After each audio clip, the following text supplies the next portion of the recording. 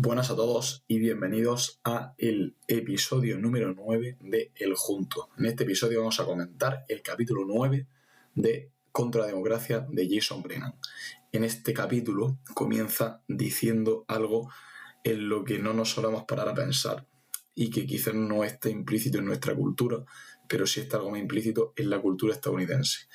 Y es que la mayor parte de la gente que va por la calle, de nuestros conciudadanos, son meros desconocidos. O sea, al final no nos importa mucho como individuo, pero si te pones a pensar en el papel que ejercen en la sociedad, en lo que te aporta cada uno de ellos en la economía de mercado, desde el que hace las fotocopias a la muchacha que te atiende en la caja del supermercado, hasta el camionero que te trae la fruta, al final todo el mundo suma a la economía de mercado y te das cuenta de que gracias a todo ello a ti te está yendo un poquito mejor y tu vida es mejor gracias a la aportación en conjunto de todos.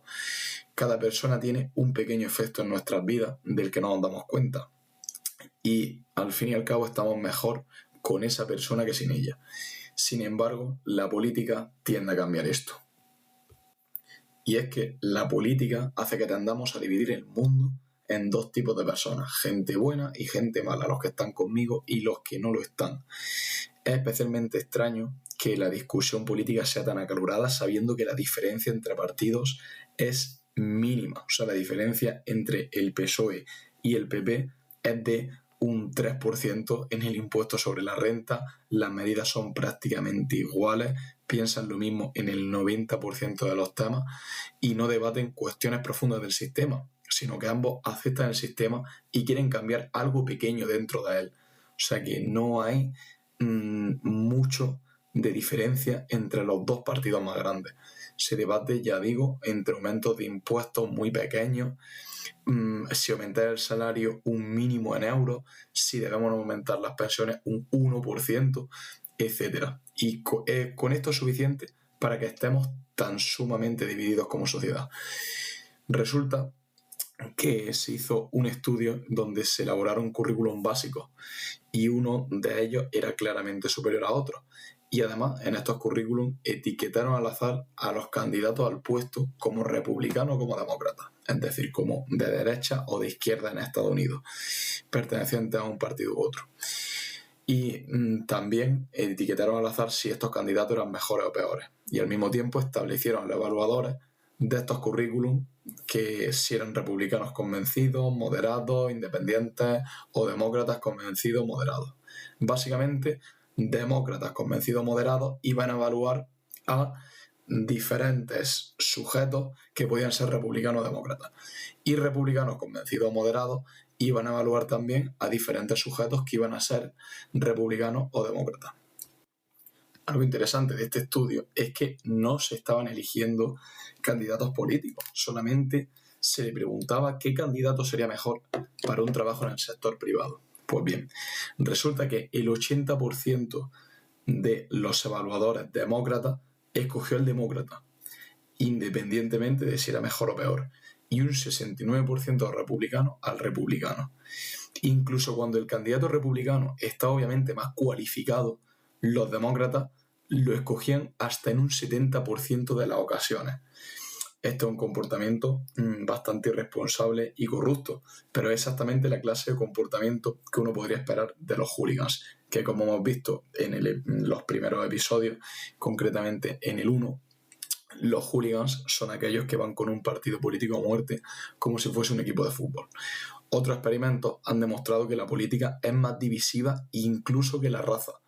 Y cuando hablamos de elecciones, todo esto no importa, ya que odiar a los demás es divertido y no tiene ninguna consecuencia directa. Puedes votar con odio y resentimiento hacia el resto, expresando tus rangos tribales, pero no va a ocurrir nada. Otra prueba de lo que se ha convertido en la sociedad es que en 1960 solamente el 4 o el 5% de los republicanos y demócratas decían que estarían descontentos con que sus hijos se casaran con alguien del partido rival, mientras que ahora es un 49% de los republicanos que estarían descontentos si su hijo se casase con alguien del partido rival y un 33% de los demócratas los que estarían descontentos si su hijo se casase con alguien del partido rival. Estamos de acuerdo, todos o casi todos, en que algunos desacuerdos van más allá de lo aceptable. Por ejemplo, si alguien defiende el holocausto, pues podemos estar de acuerdo con que no es una buena persona, pero los desacuerdos sobre si el salario mínimo hace más mal que bien no son un motivo para la desconfianza mutua. Al final es un desacuerdo que se puede tener y que se debería de poder discutir. Estamos también predispuestos a ver a nuestros contrincantes políticos como estúpidos y como malas personas en lugar de simplemente como personas con las que tenemos un desacuerdo razonable, que es como los deberíamos de ver. Si queremos que la gente vea a nuestros conciudadanos como amigos, como personas implicadas en un empeño cooperativo, por el beneficio mutuo y demás, como he explicado al principio, deberíamos querer que eviten la política como sea posible, ya que estamos viendo que la política es lo que nos divide y lo que nos corrompe como sociedad. Y es que la política nos convierte en peores por dos motivos principales. Nos convierte no solo en peores, sino en enemigos por dos motivos principales. El primero es que la política es un juego de suma cero. Cuando tú participas en cualquier proceso de economía de mercado, al final acabas ganando tanto tú como el que tienes enfrente, pero en política no ocurre así. En política el que gana las elecciones gana y el otro pierde, solamente puede ganar uno. Eso quiere decir que es de suma cero. Unos ganan mientras que otros pierden. Y el segundo sentido en el que la política nos convierte en enemigos es que la mayoría de mis conciudadanos quieren hacerme daño, aunque ellos no dirían que tienen ese deseo, pero si me suben los impuestos, limitan mi libertad, intentan que deje de hacer ciertas cosas y al final esto hace que me estén haciendo daño a mí, a mi propiedad, a mi hijo y demás. Es decir, el resto de personas me están exponiendo a un riesgo indebido, aunque a ellos no lo consideren así. Al igual que puedo odiar a un conductor negligente y borracho que me pone en peligro a mí y a mi hijo, si un votante hace lo mismo votando algo que pone en peligro a mí y a mi hijo, pues al final tendría razones para odiar a las personas que votan en contra de mí y mi hijo o me ponen en peligro. La política también nos convierte en lo que se llama enemigos situacionales, es decir, nos pone en el estado de naturaleza en el que habla Hobbes. En este estado de naturaleza, los seres humanos viven fuera de la sociedad y de la civilización, y la gente carece de mecanismos para imponer el cumplimiento de los contratos, mantener a los depredadores a raya. O sea, nadie confía en nadie. Sin nada de confianza, pues esto sería una guerra constante. Esta vida sería solitaria, pobre, desagradable, brutal y corta. Imaginemos que somos delincuentes condenados en la antigua Roma. Y también que hemos sido condenados por algo que no debería ser un delito. O sea, nosotros se nos ha condenado por no adorar a Júpiter y quizá a otra persona se le ha condenado por ayudar a unos esclavos a escapar de sus dueños. Ninguno merecemos estar ahí. Sin embargo, nos proponen, o sea, nos atrapan y nos obligan a luchar a muerte como gladiadores. Al hacer esto, cogemos las mazas y ahora una persona que no ha hecho nada, que no ha generado una externalidad negativa a los demás, ni ha hecho nada que vaya en contra, o sea, un crimen sin víctima, una persona que ha cometido un crimen sin víctima y otra persona que ha cometido otro crimen sin víctima nos obligan a luchar a muerte como gladiadores y cogemos las mazas y en ese momento nos convertimos en enemigos. Yo no tengo nada contra otra persona y la otra persona no tiene nada contra mí. Fuera del circo incluso podríamos ser amigos, él podría ser un mercader, yo podría ser alguien que va a su tienda a comprar y demás, pero cuando cogemos las mazas nos convertimos en enemigos situacionales. Eres mi enemigo no por quién eres, sino por lo que has hecho o por lo que vas a hacer. O sea, la situación nos coloca en uno contra uno solamente porque alguien lo ha querido así. En una vida normal no seríamos enemigos. Al final, el problema es que estamos atrapados en un juego de suma cero. Es decir, alguien solo puede ganar en la medida que otros pierden. Entonces, esto va mucho más allá de la política. Es como cuando juegas al póker. con la diferencia de que cuando juegas al póker lo haces de manera voluntaria y no obligatoria. En las decisiones políticas tienes que jugar de manera obligatoria, se te obliga a jugar, aunque no quieras que te afecten. Al final puedes escoger no jugar al póker, pero no puedes escoger no financiar la Agencia de Seguridad Nacional o el Ministerio de Igualdad o lo que sea. Puedes elegir una cosa, pero no puedes elegir otra, aunque sean juegos de suma cero. A una cosa sí que se te obliga a jugar. Las decisiones políticas también implican un número de opciones limitado, como ya vimos en capítulos anteriores. Al final solo hay unas cuantas opciones las que puedes elegir. Y las decisiones políticas, encima de todo, son monopolísticas y se imponen contra la voluntad y por medio de la violencia. Vamos a ver esto un poco más en profundidad. Lo primero es que las opciones políticas son limitadas y monopolísticas. Vamos, como siempre, a poner un ejemplo.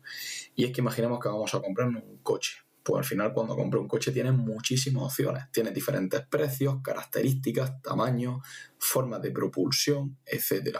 No todo el mundo quiere el mismo coche. Así que, ¿cuál es el mejor coche?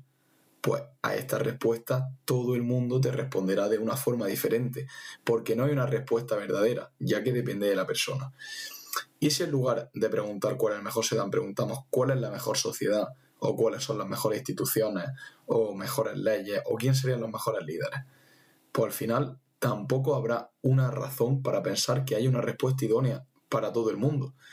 Entonces, no podremos decir que todo el mundo necesita pasar por el mismo túnel o que todo el mundo necesita comprar el mismo coche, sino que admitimos que diferentes personas tendrán diferentes necesidades, al igual que una sociedad podrá tener diferentes necesidades. Cuando votas, además, no tienes las miles de opciones que tienes cuando eliges un coche, sino que las opciones son muy limitadas. En Estados Unidos son 2 y en España no pasan de 10. O sea que el problema no es solo que las opciones sean limitadas, es que encima tampoco son buenas. Es como si tuviésemos que elegir entre 2 malos coches o 2 coches que no se ajustan a nuestro estilo de vida. Y por si fuera poco, la calidad de los coches va a depender de manera significativa de la calidad del resto de las personas. O sea, la calidad de los candidatos normalmente depende de la calidad del electorado. Y como hemos visto, el electorado es de baja calidad. Pues debemos esperar que la democracia no ofrezca candidatos de baja calidad. En el caso de la música, o sea, ya cambiando de tema respecto a esto de las opciones limitadas, en el caso de la música, que Bad Bunny sea popular y que a mí no me guste y que yo prefiera escuchar música clásica, a mí no me obliga a escuchar Bad Bunny. O que Domino's Pizza sea muy popular en España, a mí no me obliga a ir a Domino's Pizza. Yo puedo preferir una pizza napolitana en el horno de leña, tal, y por mucho que coman en Domino's Pizza, nadie me obliga a comer allí. O sea, no es una opción obligatoria para mí. Imaginemos entonces que sometiéramos a voto democrático la música que tiene que escuchar todo el mundo o la pizza que tiene que comer todo el mundo. Pues al final muchas personas no podrían escuchar su música favorita, ni tampoco podrían comer su pizza napolitana, porque otras personas han votado lo que tienen y no que escuchar y lo que tienen y no que comer.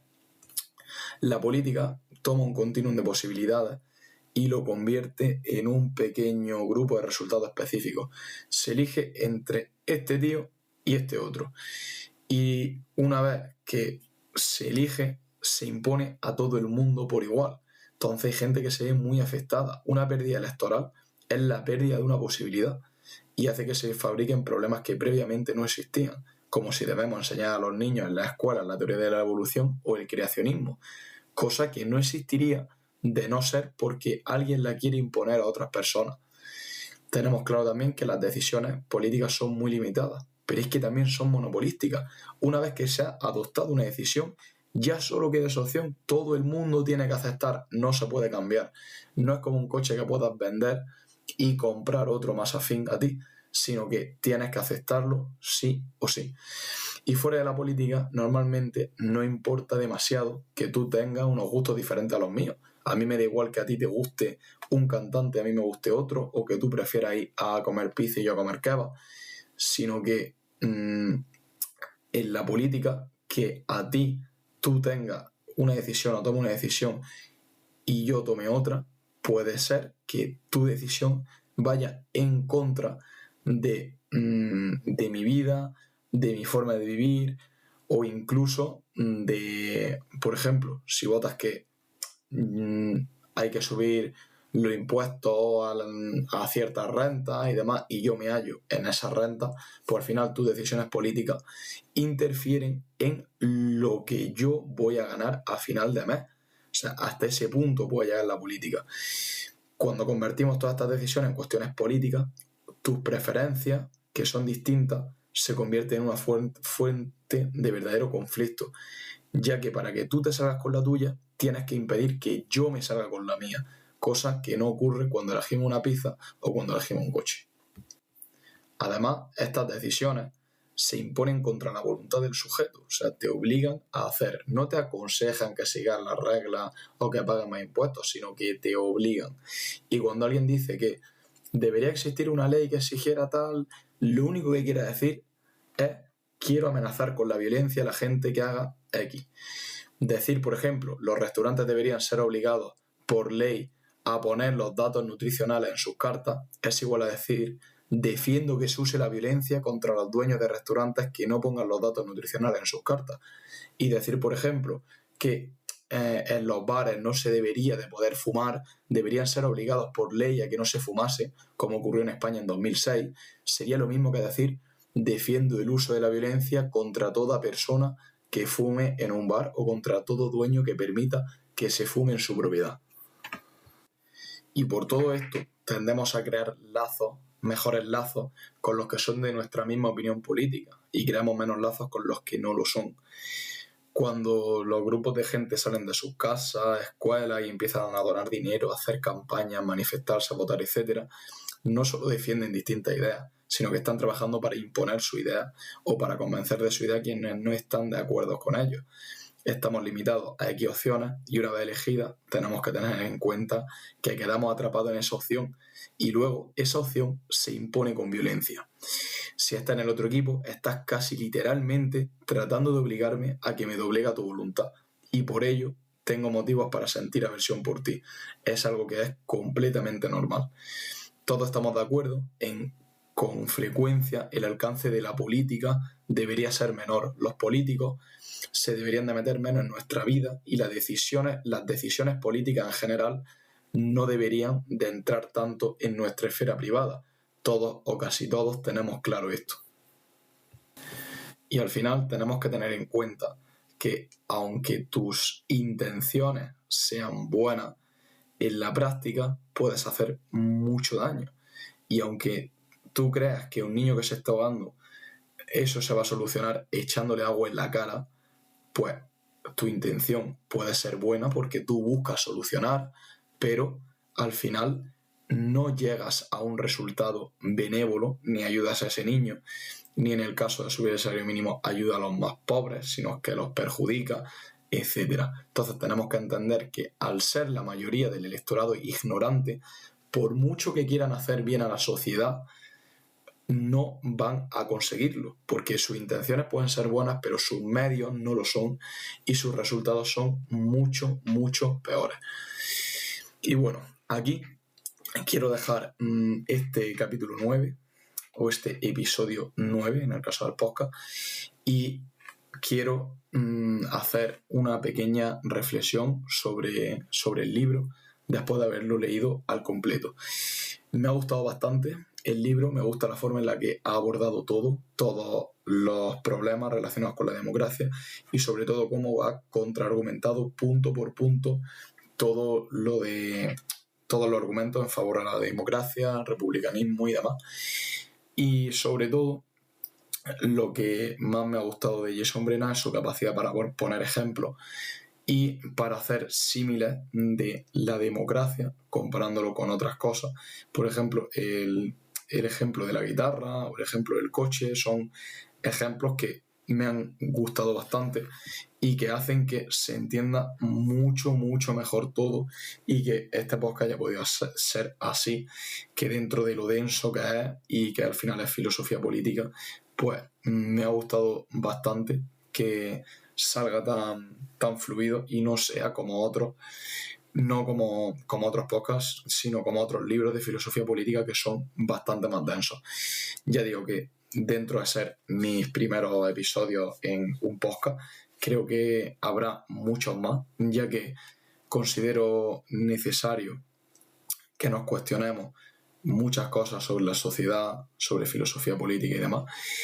Y bueno, algo que me ha faltado en este libro, por cierto, no quería dejar de decirlo, algo que me ha faltado en este libro es que habla mucho de la democracia en sí, del sistema y demás, pero no habla tanto de los límites de la democracia, o sea, hasta dónde debería llegar la democracia, ya que el libro se llama En contra de la democracia, no debería ser solamente en contra del sistema, sino en contra de esa imposición, hasta dónde tiene que llegar, o sea, podría llegar a que puedan elegir si llevas barba o no, o podría llegar, que de hecho ya llega, al porcentaje de renta que se lleva el Estado de tu sueldo. Pues a eso ya ha llegado. Yo vería menos intrusivo que llegase a si llevo barba o no y que todos tuviésemos que ir sin barba, a que decidan cuál es el porcentaje del sudor de tu frente que va a las arcas públicas o a los políticos. Entonces, a raíz de este libro voy a leer más para informarme más sobre tanto sobre los sistemas y sobre otras opiniones, sobre la democracia y demás. Y por aquí intentaré seguir haciendo podcast de los más interesantes. Ya no, sobre todo, para dar batalla cultural y demás, sino para mejorar la sociedad como tal. Ahora mismo estoy leyendo un libro de Samuel Smiles, se llama Ayúdate, y me está gustando muchísimo, pero no da para hacer un podcast, o quizá da para hacer un podcast, pero más de cosas que pienso sobre el libro que sobre el libro en sí, ya que estos capítulos han sido sobre el libro en sí.